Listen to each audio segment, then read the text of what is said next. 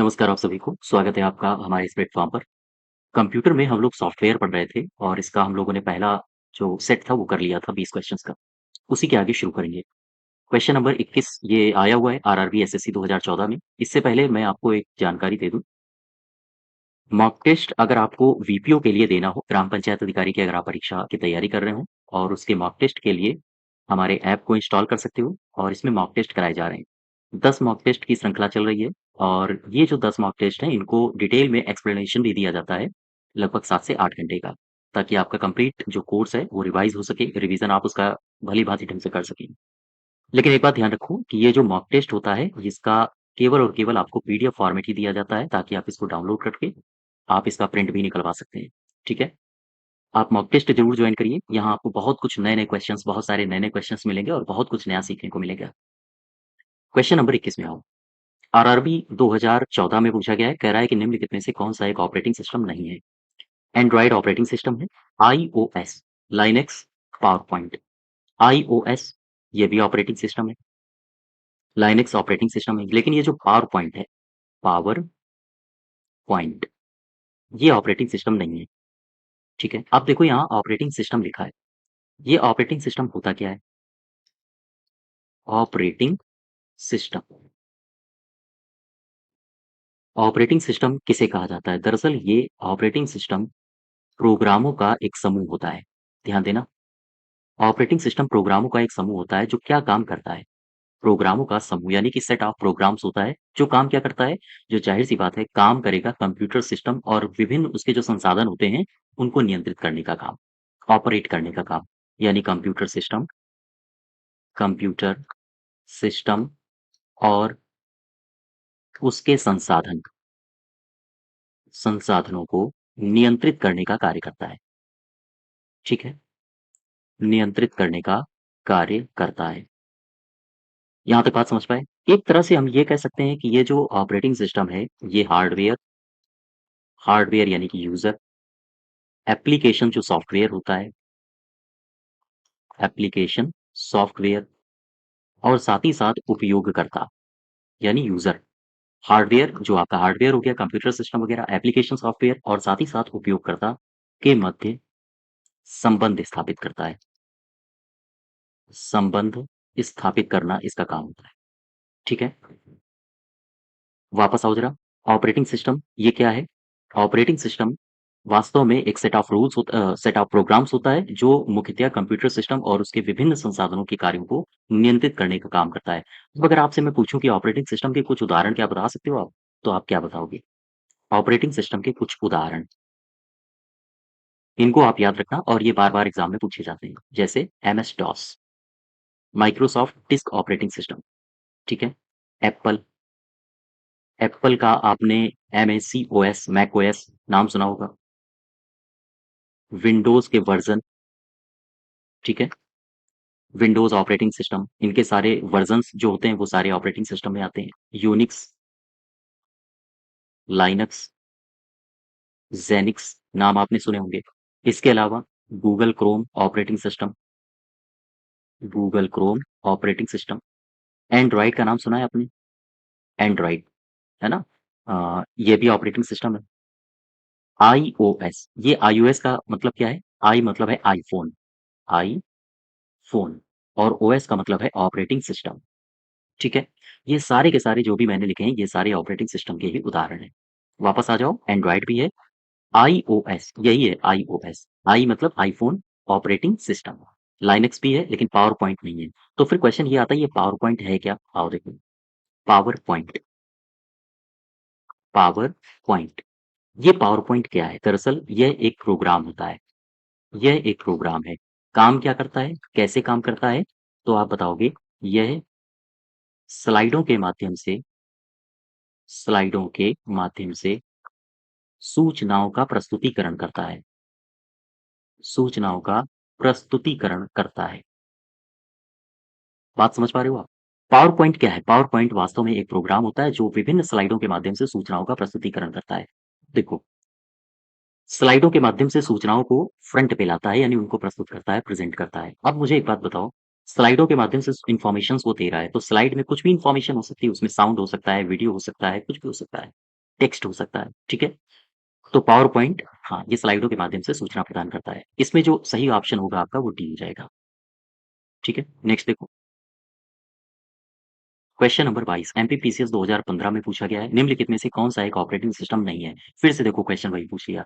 Ubuntu है, Windows है, Linux है, मैंने अभी पीछे आपको उदाहरण बताए थे, लेकिन वर्ड प्रोसेसर ये नहीं है। यहाँ से 2 शब्द पकड़ो उबुंटू और वर्ड प्रोसेसर, इन दोनों को देखो, ये क्या होते हैं? और ये ऑपरेटिंग सिस्टम जब भी आप टॉपिक पढ़ोगे तो ये दोनों शब्द आपको बार-बार परेशान करेंगे। यूबीयू क्या है ये? वास्तव में ये एक लिनक्स आधारित लिनक्स आधारित ऑपरेटिंग सिस्टम है ऑपरेटिंग सिस्टम है, ठीक है? लिनक्स पर आधारित एक ऑपरेटिंग सिस्टम है जिसे कहा जाता है उबुंटू और ये मार्केट में व्यापक रूप से प्रयोग किया जाता है। एक शब्द और आपने देखा था वर्ड प्रोसेसर, ये क्या होता है? दरअसल ये एक ऐसा सॉफ्टवेयर है जो टेक्स्ट दस्तावेज बनाने में प्रयोग किया जाता है। अब ये जो टेक्स्ट दस्तावेज हैं, इनको बनाने में, इन टेक्स्ट दस्तावेज को संग्रहित करने में इसका प्रयोग किया जाता है। इन टेक्स्ट दस्तावेजों को प्रिंट कराने में सक्षम है, ठीक है? और इन जगहों पर इसका इस्तेमाल किया जाता है। अर्थात एक बात समझो, मान लीजिए ये यूज़र है और ये वर्ड प्रोसेसिंग के माध्यम से क्या-क्या कर सकता है। ये इस्तेमाल कर रहा है वर्ड प्रोसेसिंग। वर्ड प्रोसेसिंग के माध्यम से ये यूज़र मान लीजिए ये अपना रिज़्यूम बना रहा है, रिज़्यूम बना सकता है, ठीक है? ये कवर लेटर बना सकता है, ये जो ब्लॉग पोस्ट होती हैं, ब्लॉग पोस्ट को साथ ही साथ उपन्यास आदि कार्यों को कर सकता है, यानी इन सबको बनाने की अनुमति कौन देता है? Word processing. इन सबको बनाने की अनुमति देता है, ठीक है? वापस आओ ज़रा, कह रहा है कौन-सा ऑपरेटिंग सिस्टम नहीं है? मैंने अभी आपको बताया उबुंटू, ये क्या है? लिनक्स पर आधारित एक ऑपरेटिंग सिस्टम है। विंडोज़ ऑपरेटिंग सिस्टम, ये मैंने आपको पीछे बताया था। पीछे वाले क्वेश्चन में लिनक्स ये भी ऑपरेटिंग सिस्टम है। वर्ड प्रोसेसर ये ऑपरेटिंग सिस्टम नहीं है, ठीक है? नेक्स्ट देखो क्वेश्चन नंबर 23 कह रहा है ऑपरेटिंग सिस्टम के संबंध में निम्नलिखित में से कौन-सा एक वैध प्रक्रिया स्थित नहीं है? क्वेश्चन एक बार फिर पढ़ो। ऑपरेटिंग सिस्टम के संबंध में निम्नलिखित में से कौन-सी एक वैध प्रक्रिया स्थित नहीं है? कौन-सी एक वैध प्रक्रिया नहीं है? रेडी होता है, वेटिंग भी होता है ऑपरेटिंग सिस्टम में, रनिंग भी होता है, ऑपरेटिंग सिस्टम रनिंग हो रहा है, स्टार्विंग तो घुमरी होता है, ये नहीं होता है। डी पार्ट गलत हो जाएगा इसका। रेडी, वेटिंग, रनिंग, स्टार्विंग गलत है। क्वेश्चन नंबर 24 देखो निम्नलिखित में से कौन-सा कथन गलत है? एंड्रॉइड मोबाइल डिवाइस के लिए एक ओपन सोर्स ऑपरेटिंग सिस्टम है, बिल्कुल ठीक है। पहला वाला कथन आपका सही है। दूसरा देखो, आईओएस नामक मोबाइल ऑपरेटिंग सिस्टम माइक्रोसॉफ्ट द्वारा विकसित किया गया है, ये गलत हो गया। आईओएस मैंने अभी आपको बताया था, ये क्या है? आई मतलब है आईफ़ोन, आई आईफ़ोन, ओएस का मतलब क्या हो गया? ऑपरेटिंग सिस्टम, यानी ये किसका सिस्टम है? आईफ़ोन वालों का, ठीक है? तो ये गलत हो गया, माइक्रोसॉफ्ट का नहीं है। तो यहाँ से केवल और केवल पहला सही हो जाएगा। ये ऑप्शन ये हाइड हो गया है, यहाँ पर है ये चौथा डी पार्ट है, ठीक है? ये केवल और केवल पहला सही है, दूसरा गलत हो गया। अब देखो ये होता क्या है? आई अ, ओएस देखो, आईफ़ोन ऑपरेटिंग सिस्टम कहते हैं इसे। आई मतलब क्या हो गया? आईफ़ोन, ओएस का मतलब क्या हो गया? ऑपरेटिंग सिस्टम, ठीक है? ऑपरेटिंग सिस्टम क्या है ये? वास्तव में आईओएस क्या है? अगर आपसे ये पूछे तो ये एक वास्तव में मोबाइल ऑपरेटिंग सिस्टम है। तो एक विशेष प्रकार का मोबाइल ऑपरेटिंग सिस्टम है, जो एप्पल के हार्डवेयर के लिए ही केवल विकसित किया गया है। तो ध्यान रखिएगा, यह एक विशेष प्रकार का विशेष प्रकार का मोबाइल ऑपरेटिंग सिस्टम है ऑपरेटिंग सिस्टम है, ठीक है? जो किसके लिए विकसित किया गया है? एप्पल के लिए। जो एप्पल के हार्डवेयर के लिए विकसित किया गया है, ठीक है? वापस आ जाओ। इसका केवल और केवल पहला सही हो जाएगा, दूसरा गलत है। क्वेश्चन नंबर 25 देखो, 25 नंबर कह रहा है एंड्रॉइड एक तरह का क्या होता है? एंड्रॉइड एक तरह का सॉफ्टवेयर होता है, यूटिलिटी सॉफ्टवेयर होता है, कनेक्टिविटी सॉफ्टवेयर होता है, या फिर सिस्टम सॉफ्टवेयर या फिर एप्लीकेशन सॉफ्टवेयर। ये एक तरह का सिस्टम सॉफ्टवेयर होता है। यूपीपीसीएल आरओ 2022 में पूछा गया है। अब मैं एंड्रॉइड के बारे में आपको बता देता हूँ, एंड्रॉइड होता क्या है। एंड्रॉइड, ठीक है। एंड्रॉइड क्या होता है? दरअसल यह एक ऑपरेटिंग सिस्टम होता है। ऑपरेटिंग सिस्टम, यह एक ऑपरेटिंग सिस्टम होता है जो किस पर आधारित होता है? याद रखिएगा, यह लाइनक्स और कर्नेल पर आधारित होता है, पर आधारित होता है। बात समझ पा रहे हो? एंड्रॉइड क्या है? एंड्रॉइड एक तरह का ऑपरेटिंग सिस्टम होता है जो कि लाइनक्स और कर्नेल पर आधारित होता है। वास्तव में अगर एंड्रॉइड ऑपरेटिंग सिस्टम को आप देखोगे, एंड्रॉइड ऑपरेटिंग सिस्टम, इसका प्रयोग आमतौर पर स्मार्टफोन में किया जाता है। इसका प्रयोग आमतौर पर इसका प्रयोग आमतौर पर स्मार्टफ़ोन में किया जाता है, ठीक है? किया जाता है। आप भी जिस डिवाइस से पढ़ रहे होंगे, उसमें एंड्रॉइड ऑपरेटिंग सिस्टम होगा। एओएस का मतलब Android Android operating operating system है, ठीक है? Android operating system. अच्छा, ये जो एंड्रॉइड है, ध्यान दो मैंने ऊपर क्या लिखा है। एंड्रॉइड ये लाइनक्स और कर्नेल का वास्तव में इसी पर आधारित होता है। इसका मतलब हम ये लिख सकते हैं कि एंड्रॉइड वास्तव में लाइनक्स का ही वर्ज़न होता है। बोलो भाई। अर्थात एंड्रॉइड वास्तव में लाइनक्स का वर्ज़न है। और ये जो लाइनक्स का वर्ज़न है, इसमें बहुत सारे मॉडिफ़िकेशंस के बाद ये रूप निकल के आता है लाइनक्स का, एंड्रॉइड का रूप, ठीक है? तो अगर आपसे पूछा जाए एक सिंपल सी भाषा में कि एंड्रॉइड क्या है? तो आप बताओगे ये एक ऑपरेटिंग सिस्टम होता है, सिस्टम सॉफ्टवेयर होता है, साथ ही साथ ये लाइनक्स और कर्नेल पर आधारित होता है और आमतौर पर स्मार्टफ़ोन के लिए इसका इस्तेमाल किया जाता है। और वही आपसे पूछा गया है, एंड्रॉइड एक तरह का क्या होता है? यूटिलिटी सॉफ्टवेयर होता है, कनेक्टिविटी होता है या फिर सिस्टम सॉफ्टवेयर होता है? आप बताओगे सिस्टम सॉफ्टवेयर, ठीक है? नेक्स्ट देखो, क्वेश्चन नंबर 26 यूपीपीसीएल 2021 में पूछा गया है। सिंपल सा क्वेश्चन है, कह रहा है लिनक्स के बारे में निम्नलिखित में से कौन-सा विकल्प सही नहीं है? लाइनक्स के बारे में कौन-सा विकल्प सही नहीं है? यह एक ऑपरेटिंग सिस्टम है, बिल्कुल ठीक है। लाइनक्स का उपयोग एम्बेडेड सिस्टम में भी किया जाता है, हाँ, ये भी ठीक है। लाइनक्स की एक अनूठी विशेषता है, क्या है? इसमें कर्नेल नहीं होता है, ये गलत है, ये गलत है। लाइनक्स में दरअसल जो कर्नेल होता है वो ऑपरेटिंग सिस्टम का ही कोर होता है, तो ये तो गलत हो गया। इसके बिना या हम कहें इसे बिना सॉफ्टवेयर लाइसेंस के कंप्यूटर पर इंस्टॉल किया जा सकता है, हाँ, ये भी सही है। देखो, लाइनक्स के बारे में मैंने आपको जो सेट नंबर 1 कराया था, उसमें आपको बताया भी था, लाइनक्स क्या होता है? LINUX, Linux. ये वास्तव में ओपन सोर्स ऑपरेटिंग सिस्टम होता है, ऑपरेटिंग सिस्टम होता है, ठीक है? Linux open source operating system होता है, साथ ही साथ यह मल्टी यूज़र होता है, मल्टी टास्किंग होता है, मल्टी प्रोसेसिंग होता है, मल्टी प्रोसेसिंग होता है, ठीक है? ये मल्टी यूज़र, मल्टीटास्किंग और मल्टी प्रोसेसिंग सॉफ्टवेयर होता है। ये इसकी खास बात है और कई बार ये भी एग्ज़ाम में पूछा जा चुका है।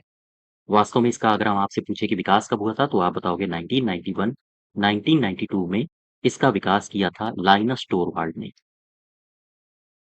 लाइनस टोरवाल्ड ने, ठीक है? और इसका एक लोगो भी है, इसका एक लोगो भी है। लोगो क्या है?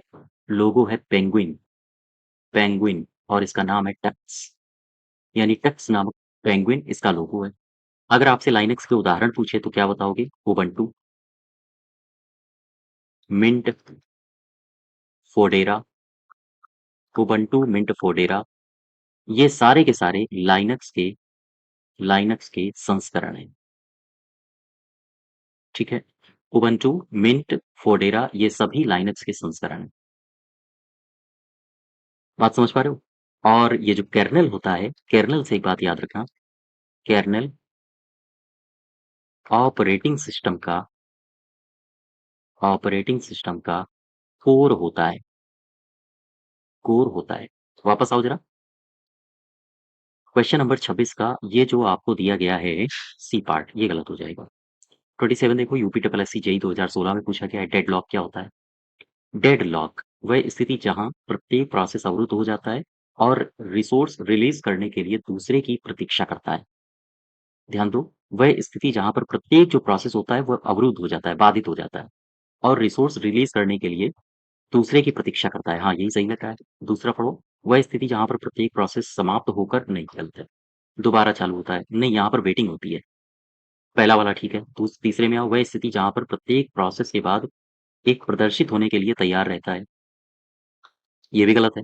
वह स्थिति जहाँ प्रत्येक प्रोसेस के बाद एक प्रदर्शित होने के लिए तैयार रहता है। वह स्थिति जहाँ चाइल्ड प्रोसेस को छोड़ चाइल्ड प्रोसेस मतलब ही नहीं है इससे। देखो डेडलॉक होता क्या है? यहाँ पर देखो, डेडलॉक, ठीक है? डेडलॉक दरअसल एक कंप्यूटर में एक ऐसी प्रक्रिया होती है जहाँ प्रोसेस के लिए एक स्थायी समूह का एग्जीक्यूशन होता है। एग्जीक्यूशन आमतौर पर स्थायी रूप से रुक जाता है और फिर जो दूसरा प्रोसेस होता है, वो उसकी प्रतीक्षा करता है। जैसे मैं अगर आपसे कहूँ कि मान लीजिए ये कोई टेबल है, ठीक है? इसमें ये 3 लोग बैठे हैं। ये 3 लोग बैठे हैं। ये अपनी-अपनी ड्राफ्टिंग कर रहे हैं। मान लो कोई पेंटिंग कर रहा है इसमें। अब आपके पास 3 पेन हैं, रेड है, ब्लू है, ग्रीन है। अब मुझे बताओ इस व्यक्ति ने अगर रेड और ब्लू पेन ले लिया और अपनी ड्राफ्टिंग करने लगा, अपनी अपनी पेंटिंग करने लगा। ये जो व्यक्ति है इसने ग्रीन पेन ले लिया, ठीक है? और ये व्यक्ति अब बैठा है। लेकिन एक ही चरण में सबको काम खत्म करना है तो क्या होगा? तो काम होगा अदला-बदली में। यानी पहले इसका प्रोसेस होगा, दूसरा इसका प्रोसेस होगा, फिर अगर इसको ग्रीन की आवश्यकता है, तो जब ये ग्रीन का काम खत्म कर लेगा, तब इसके पास आ जाएगा। ये डेडलॉक की स्थिति होती है। यानी कि काम चल रहा था, एक स्थायी रूप से एग्ज़ीक्यूशन चल रहा था, लेकिन वो रुक गया है और एक एक दूसरे से वेटिंग के तौर पर आगे काम शुरू होगा। बात समझ पा रहे हो? तो डेडलॉक की स्थिति क्या होती है? वास्तव में एक ऐसी स्थिति जहाँ प्रोसेस के एक स्थायी समूह, ध्यान देना, प्रोसेस के एक स्थायी समूह का एग्ज़ीक्यूशन रुक जाता है और फिर अन्य प्रोसेसर अन्य प्रोसेसर द्वारा जो अधिग्रहित सामान होता है, अधिग्रहित संसाधन दूसरे रिसोर्स की प्रतीक्षा करता है, दूसरे रिसोर्स की प्रतीक्षा करता है, ठीक है? एक तरह से ये जो मैंने अभी आपको बताया है, अब ये प्रतीक्षा किसकी कर रहा है? ये इसने 2 पेन उठा लिए, रेड और ब्लू इसने उठा लिया। अब इसको अगर ब्लू की आवश्यकता है तो ये किसकी प्रतीक्षा करेगा? इसकी, जब तक ये काम नहीं कर लेगा। जैसे ही काम कर लेगा प्रोसेस आगे बढ़ जाएगा, ठीक है? एक प्रकार से यही होता है, डेडलॉक। अच्छा, अब यहाँ से क्वेश्चन आपके 2-3 प्रकार के पूछे जाते हैं, ध्यान देना। से पूछा जाएगा डेडलॉक होने की शर्तें क्या-क्या होती हैं? डेडलॉक की शर्तें क्या-क्या होती हैं? फिर आपसे पूछा जा सकता है कि डेडलॉक अगर हो गया है, तो उसे हल कैसे किया जाए? हल कैसे हो? ठीक है? ये 2 प्रश्न आपसे पूछे जाते हैं। तो डेडलॉक होने की 4 शर्तें होती हैं। ये 4 शर्तें ये आपके एग्ज़ाम में पूछी जाती हैं, इनको ध्यान रखना। सबसे पहली है म्यूचुअल एक्सक्लूशन, दूसरी है नो प्रीएम्प्शन और तीसरी है hold and wait, hold and wait और चौथा प्रोसेस है या चौथी शर्त है सर्कुलर वेट, सर्कुलर वेट। यानी कि चक्रीय क्रम में इंतज़ार करना। जैसे ब्लू और ग्रीन पेन पहले इसके पास था, जब ये काम कर लेगा फिर इसके पास, अगर फिर से इसको काम पड़ा तो फिर से ये इससे माँग लेगा, सर्कुलर वेट होता है। ये 4 पॉइंट्स हैं, इन 4 पॉइंट्स को याद रखना, ठीक है? जब भी कभी हम डिटेल में इसका एक्सप्लेनेशन देंगे, चैप्टर वाइज़, तो इनको बताएँगे एक-एक करके म्यूचुअल एक्सक्लूज़न क्या होता है, होल्ड एंड वेट क्या होता है, सर्कुलर वेट क्या होता है, ये सारी प्रोसेस। अच्छा, अगर आपसे पूछे डेडलॉक को हल कैसे करेंगे, तो इनके 3 प्रोसेस होते हैं, 3 प्रोसेस ध्यान रखिएगा, कौन-कौन से? डेडलॉक प्रिवेंशन सबसे पहला प्रोसेस, फिर हम एक और युक्ति अपना सकते हैं जिसको बोलते हैं डेडलॉक डिटेक्शन और एक और प्रोसेस अपना सकते हैं जिसको बोलते हैं डेडलॉक अवॉइडेंस। डेडलॉक हुई ना उसके लिए हो गया है तो फिर उसको डिटेक्ट करेंगे और उसको हटाएँगे, प्रिवेंशन और अवॉइडेंस ये, ठीक है? तो डेडलॉक अगर आपसे पूछा जाए कि क्या होता है, तो एक ऐसी स्थिति होती है जहाँ पर प्रोसेस के एक स्थायी समूह का एग्जीक्यूशन रुक जाता है, स्थायी रूप से। और फिर जो अन्य प्रोसेसर होता है, वो जो अधिग्रहित संसाधन होता है, उसके द्वारा रिसोर्स की प्रतीक्षा करता है। और डेडलॉक की शर्तें क्या होती हैं? Mutual exclusion, no preemption, hold and wait और सर्कुलर वेट। इसको याद रखना। इसमें वापस आओ, सही होगा आपका पहला नंबर। ठीक है? नेक्स्ट देखो क्वेश्चन नंबर 28। एमपीपीसीएस 2018 में पूछा गया, निम्नलिखित में से कौन सा ऑपरेटिंग सिस्टम नहीं है? कौन सा ऑपरेटिंग सिस्टम नहीं है? यूनिक्स तो अभी मैंने बताया था, लाइनेक्स भी बताया है। एमएस डॉस का पूरा नाम ही होता है डिस्क ऑपरेटिंग सिस्टम। अच्छा, ये जो जावा लिखा है, ये जावा, ये दरअसल लैंग्वेज होती है। ये जावा प्रोग्रामिंग भाषा होती है, हम कहें लैंग्वेज होती है। देखो जावा के बारे में। जावा, ये क्या है? यह एक प्रोग्रामिंग भाषा है। ठीक है? कैसी प्रोग्रामिंग भाषा है? अगर आपसे ये पूछे तो आप बताओगे oriented object oriented high level language है ये। हाई लेवल लैंग्वेज है। ठीक है? इसका विकास किसने किया था अगर आपसे पूछे, तो आप बताओगे जेम्स गॉसलिंग। जेम्स गॉसलिंग ने इसका विकास किया था। आसान है, जब आप इसका इस्तेमाल करोगे तो आपके लिए आसान होगी, यूजर फ्रेंडली होगी। यूजर मतलब आप ही, आपके लिए फ्रेंडली होगी। और आमतौर पर जब इसका प्रयोग किया जाता है तो वेब डिजाइनिंग में इसका प्रयोग किया जाता है। इसका आमतौर पर प्रयोग वेब डिजाइनिंग में किया जाता है। ठीक है? वेब डिजाइनिंग में इसका इस्तेमाल किया जाता है। वापस आओ जरा। कह रहा है ऑपरेटिंग सिस्टम कौन सा नहीं है, तो यही आंसर हो जाएगा आपका जावा। नेक्स्ट देखो, जीयूआई का विस्तारित रूप क्या होता है? जीयूआई ग्राफिकल यूजर इंटरफेस होता है, 2021 में पूछा गया है। Graphical user interface. ठीक है? ग्राफिकल यूजर इंटरफेस का मतलब क्या है? जीयूआई, इसका काम क्या होता है? दरअसल आप जब भी कभी कंप्यूटर के सामने बैठोगे, तो जीयूआई के ही माध्यम से इसका नाम पढ़ो, ग्राफिकल यूजर इंटरफेस। ओ सॉरी, ये सही होगा। Graphical user, general user interface ये गलत हो गया, जियोग्राफिकल भी गलत है, ग्राफिकल यूजर इंटरफेस है ना, ये सी पार्ट सही होगा, डी ये भी गलत है। आप मान लीजिए एक कंप्यूटर के सामने आप बैठे हो, तो उपयोगकर्ता को कंप्यूटर के माध्यम से डिजिटल इंडिकेटर और ग्राफिकल आइकन, इनको दिखाता है। और इनको दिखाने का कार्य इसी का होता है, जीयूआई का। ठीक है? तो आपसे केवल इतना पूछेगा, जीयूआई का पूरा नाम क्या है, इसका आप फुल फॉर्म याद रखिएगा। लिनक्स क्या है? लिनक्स एक ऑपरेटिंग सिस्टम है। कैसा? मैक तो है नहीं, विंडोज भी नहीं है। लिनक्स एक ओपन सोर्स ऑपरेटिंग सिस्टम है। डी पार्ट सही होगा। दरअसल ये ओपन सोर्स ऐसे सोर्स होते हैं जिनमें आप इनके सोर्स कोड को परिवर्तित कर सकते हो, एडिट कर सकते हो, संशोधित कर सकते हो। तो लिनक्स क्या है? वास्तव में एक ऑपरेटिंग सिस्टम है, लेकिन कैसा? ओपन सोर्स ऑपरेटिंग सिस्टम है।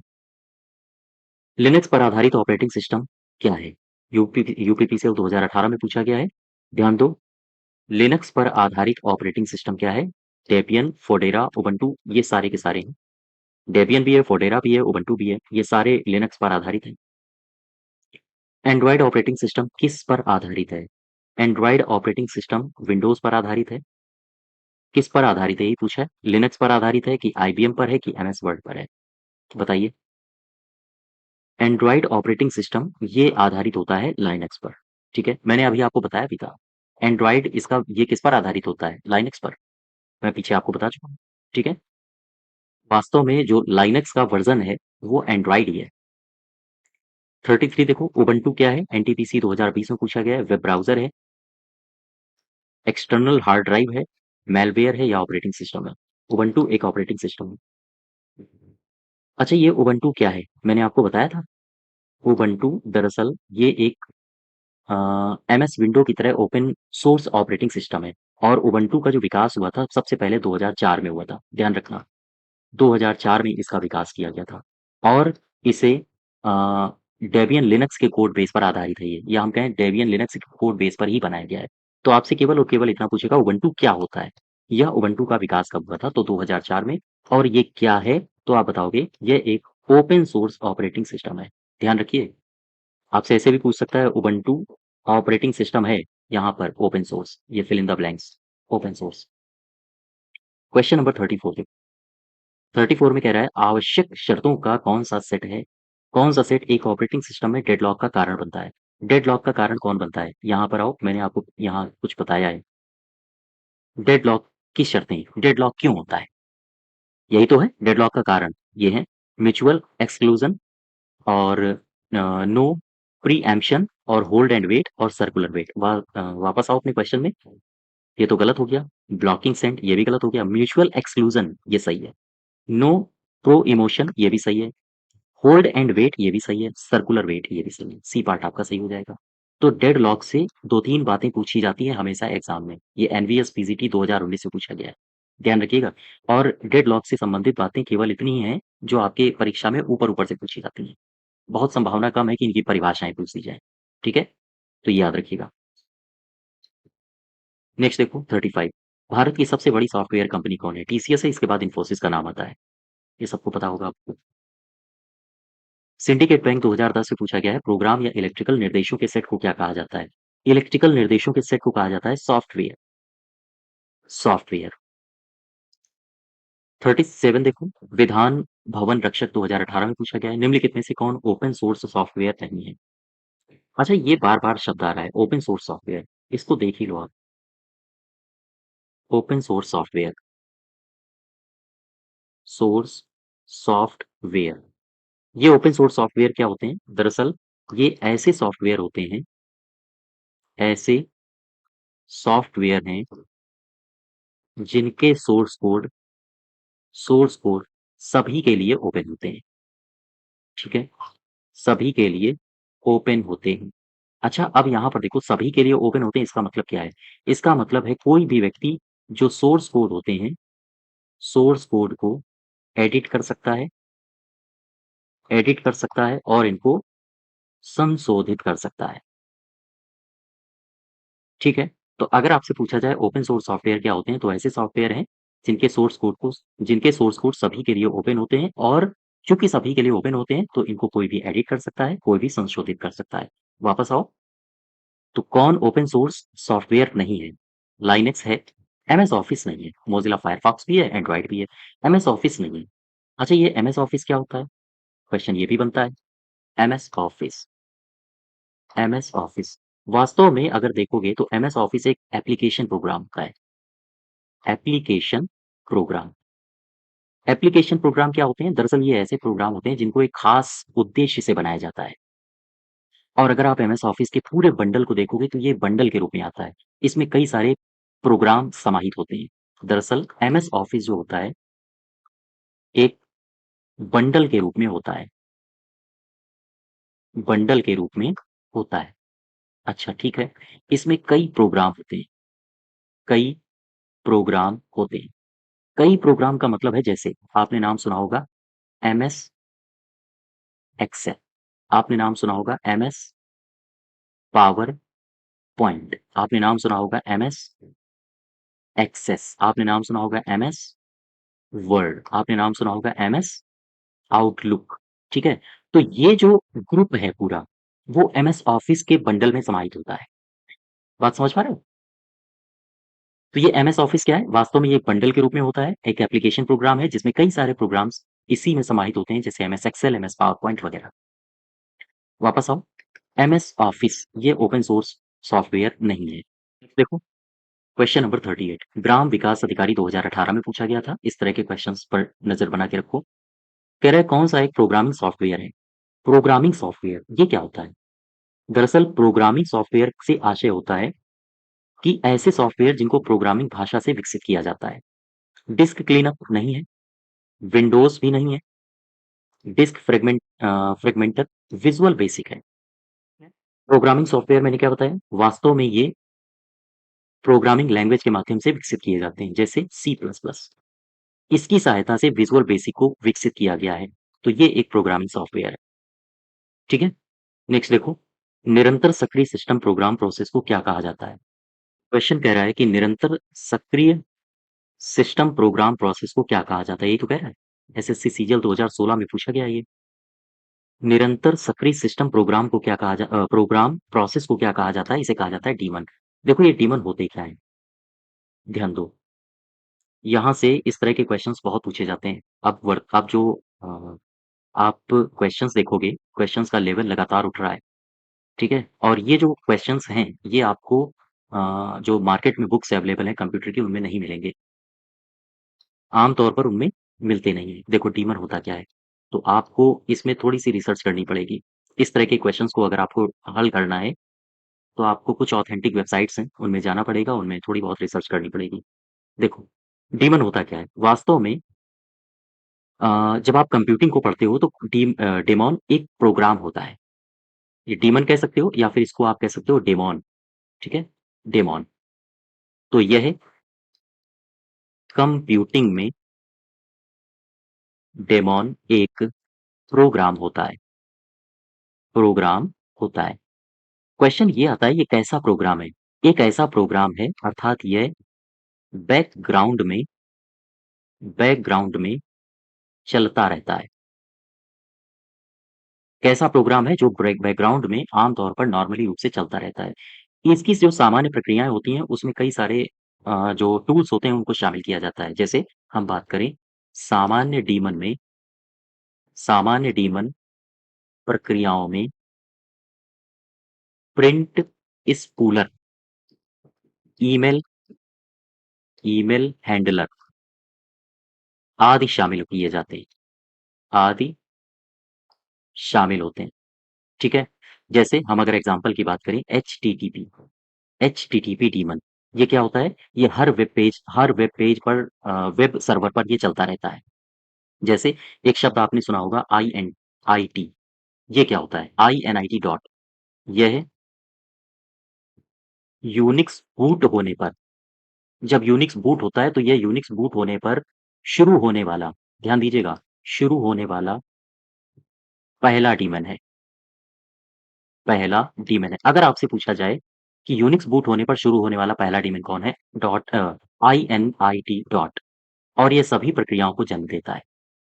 ठीक है? तो डीमन वास्तव में क्या होते हैं? डीमन वास्तव में कंप्यूटिंग में डीमन एक वास्तव में प्रोग्राम होता है, जो बैकग्राउंड में चलता रहता है। अर्थात ये बैकग्राउंड प्रोग्राम के रूप में आम तौर पर चलता रहता है।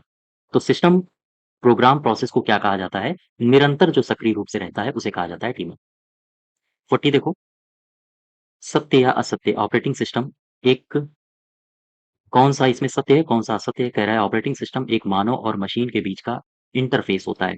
ऑपरेटिंग सिस्टम एक मानव और मशीन के बीच का इंटरफ़ेस होता है, बिल्कुल सही है। ऑपरेटिंग सिस्टम एक एप्लीकेशन प्रोग्राम होता है, ये गलत है। तो इसमें केवल और केवल पहला सही हो जाएगा। पहला सही है, दूसरा गलत है।